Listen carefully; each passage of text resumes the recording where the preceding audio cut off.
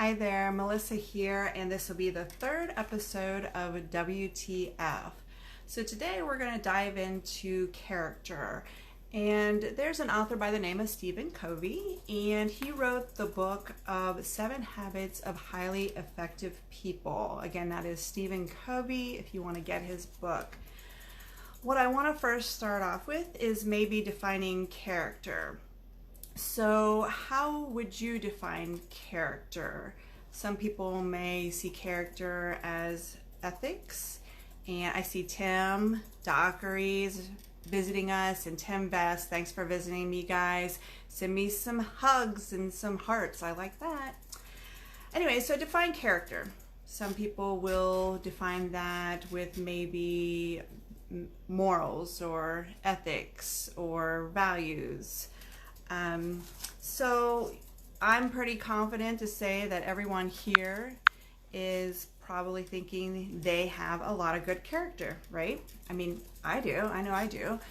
And, but I know that you probably have seen some people and you look at them and you think, well, they could work on this. Their character's a little shady. And thanks, Tim, for the comment. And so a lot of people will just, kind of maybe judge others and think about their character. But let's flip this, because today we're going to talk about our own character. And have you thought, hi Kelly, she just joined. So have you thought about how your own character is? There could be people out there that look at you and say, wow, she really does that, she did that, or he did that. And so yes, Tim, there are character flaws in each and every single one of us, some more than others. But so what I want you to do is just kind of, hello love you Kelly Rella. So what I want you to do is just kind of get this thought in your head, a picture of a big tree, and the part that's exposed, the trunk and the leaves and the branches, that will represent our personality. And then, of course, when you go below ground, that's where the root system is, and that's going to be our character, represent our character. And then kind of imagine as time goes on, maybe the soil erodes away, and then you have that tree that kind of has the roots that are exposed, and that's kind of what we're talking about today. So there are 3 words that make up character. That would be integrity, maturity, and abundance. So now I want you to think about integrity, what that means to you, or how you would define that. Some people would say it, do it. Others would describe it as responsible, dependable, reliable, words like that to describe integrity. Now think about it in this way. There are 2 types of integrity. There is private, and then there's public. Public is kind of self-explanatory. It's what everyone sees. My friends that are watching me right now, they can, they see me. They know my character, and they know a lot of them. A lot of you guys know about my integrity. I think I have integrity, but again, that's why we're talking here. So public is just, again, what you see or what's exposed. But I want to talk about the private a little bit more. I stand for integrity too, Tim. It's huge for me. But so in regards to private, I want to talk about that a little bit, because private is exactly what it says. It's our own integrity. No one else may know it unless you expose it or tell it. So I'm going to use an example about fries. I like French fries. Do I need French fries? No, they're very caloric. But here's just the analogy I'm going to use. So I pull up to McDonald's and I have in the back of my mind, no, I'm not going to get fries today. Absolutely not. And I step up to the counter and order my food, and they're like, do you want fries with that? I'm like, yes, please. And make it large, okay? So that, I just kind of blew my private integrity with that, because I wasn't self-disciplined and I had told myself, I'm not going to get these fries today. So that's just kind of an example of private integrity. And where we have to be cautious is the more we do this to ourselves, the less confidence we start to have, because then we start questioning ourselves. So it's very important to keep that personal or private integrity high as well, because the more you have and the more disciplined you are, the more confidence you have. Too much self-doubt, again, is going to destroy your confidence. So keep promises to yourself. It's as important as keeping it to others. The next word would be maturity. Now I want you to define maturity. A lot of people would say someone who would know the consequences to their actions, someone who's considerate, they know their audience, they're very self-aware. Those are some words that would describe maturity. And then, so there are two words that actually fall into maturity, and that would be courage and consideration. So those two words are a combination to make up maturity. So courage is the willingness and ability to speak your thoughts and feelings respectfully. And then consideration is kind of goes hand in hand with that as well. And it's the willingness and ability to listen to others' thoughts and feelings with respect.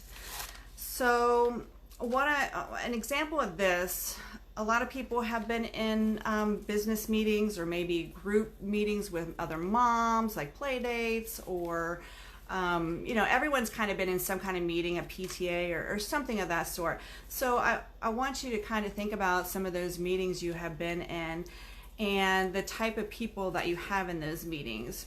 So because combination of courage and consideration is a balance, and you have to find that balance.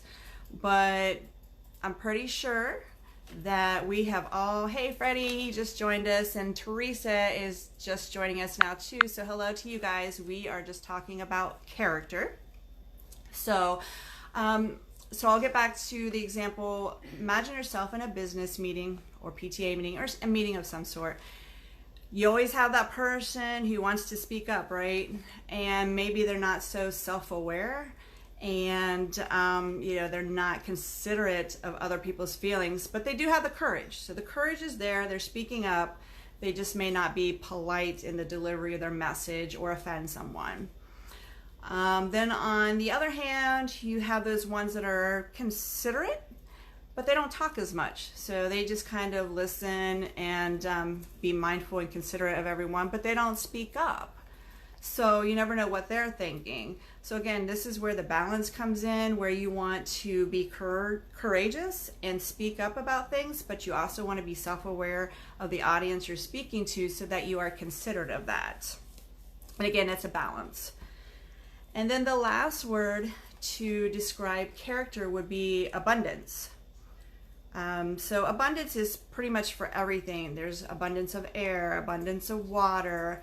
We may be lacking toilet paper right now, but anyways, hopefully that'll go away soon. But so abundance is everywhere. But most people live with a scarcity mentality. So what that is people have a hard time sharing recognition of others, or giving credit to others. And it's also hard for them to be happy for the success of others because they feel that it's a scarcity and they're not very confident of themselves. Whereas, I guess scarcity is just another form of stress, is really what it is. And it limits the possibilities of what the mind can't get over. So you're just stuck in that scarcity mentality. Whereas abundance mentality opens up opportunity. You can see beyond it, so you understand that there's an abundance of it. So ask yourself this question: what can I be today for others? And this would be an abundance mentality. How can I help Susie today accomplish this? And there's nothing in it for you. It's just, again, part of your character. It's something you do naturally. So that's what I want you to be cognizant of, is the abundance mentality, where you're positive and you're watching out for others. It's a deeper inner sense of personal or self-worth. So you acknowledge that you are worth giving this advice to whomever or whatever, instead of feeling that this person, if they get more success than you, then you're not going to be successful, if that makes sense. So personal or self-worth, there's plenty for everyone. But guess what? It's free. Hi, Dave. Nice to see you. I hope retirement's going well. We are just talking about actually character today, and I'm about ready to kind of tie this up so everyone can get going. But anyways, I just want you to be cognizant that character plays a big part of who you are. It's what people see and how people may perceive you. It doesn't mean it's everything, but I just want you to be aware that your own character is what you need to really pay attention to. And again, that's keeping promises to yourself. Tim Dockery nails it on the head. What can I do to pay it forward? That's huge right now, especially when there's a lot of people that are stressed out about things that are going on. And I mean, I see a lot of people stepping up and paying it forward. So right now I see a lot of abundance mentality. On the flip side, again, with the whole toilet paper fiasco and everything, I see a lot of people with the scarcity mentality. So just be aware of yourself, your surroundings, people you're around. Hi, John. Nice to see you. Not YouTube, but I'm going to get there soon. Thanks for watching. And so again, just be aware of your character. Because again, it is a very part of your person, and be true to yourself when you're doing that, so you don't let yourself down. But I hope those of you that had joined us late, just feel free to watch this again. I hope you guys got a lot out of this. And if you want some more articles to help you out with self-development, self-growth, feel free to stop by my website, which is www.thinkmefirst.com. And then there's also a section on narcissism, and if you read my about page, you'll understand why. But anyways, thanks for joining me, everyone. Love you guys, and have a good evening.